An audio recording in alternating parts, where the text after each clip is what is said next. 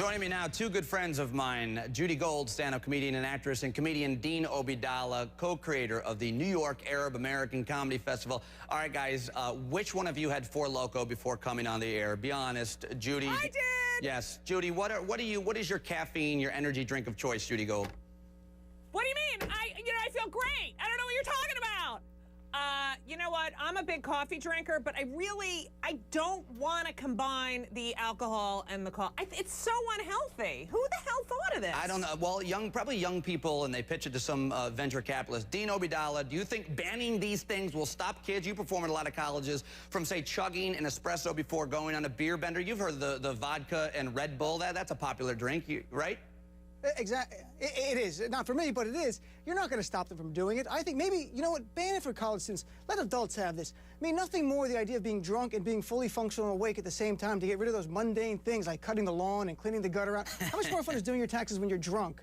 I mean, that's what I want to do. So I don't ban it for kids. Let the adults send me a couple of cases. I'm ready to test it out. There you go. Now, Judy Gold, I got it. Go ahead, Judy. Isn't the whole point of getting drunk passing out on your friend's couch? Isn't that the whole point? No, it's apparently staying up and getting as drunk as you possibly can if you drink these two drinks. I don't know. I never really did that in college. I'm not going to lie. I never really understood that. But let me ask you guys about the TSA. Everybody's talking about the TSA pat downs. I'm getting on a plane in a couple hours. I feel like I'm about to go on a hot date. I'm hoping that somebody touches me. What do you think of the new security measures that they're using in TSA? Judy Gold, is this too much for you? The touching, the deep petting? It's really a lot. I mean,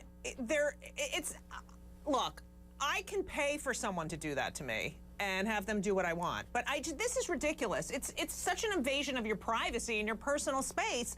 You know, we should do what Israel does. Have some information about all the passengers. But they only have like 30 flights a day in Israel. How do you do that at every flight? Dean, let me ask you, Dean, because are you afraid of someone touching your, as they say, junk, apparently? No, and I try to solicit that at the airport, and no one will touch my junk.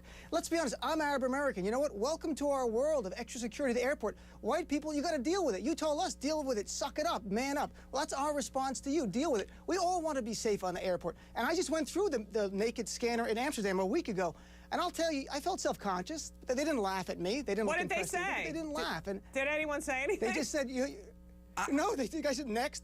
And if you look back, you can see the other people naked. So I recommend positioning yourself next to people you want to see naked. I went through the naked scanner. Is that true? I went through the naked scanner, and the TSA guy goes, "Excuse me, ma'am, could you come back here?" And I go, "Really? Really? You're talking to me?" That's so funny, because I went through, and they said, "Sir, fair enough. We need to have you walk through again." You are a tall, large lady. Yes, I am. And apparently, I have a large penis as well. Apparently, they were so impressed with me. I actually posed for pictures with families in the body.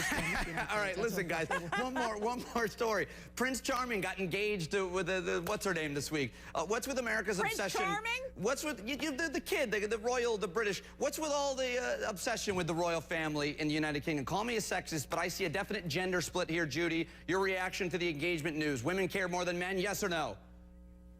I'm going to have to agree with I mean, I really can't stand this kind of stuff, and I find myself sort of looking at the ring and looking at them together.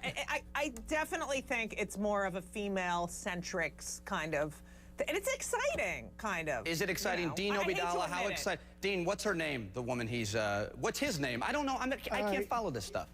He's Prince Harry Potter. He's William. And I think it's Harry. William, I think it's Harry Potter. I think it is Harry Potter. And I think it's great they're getting together, finally.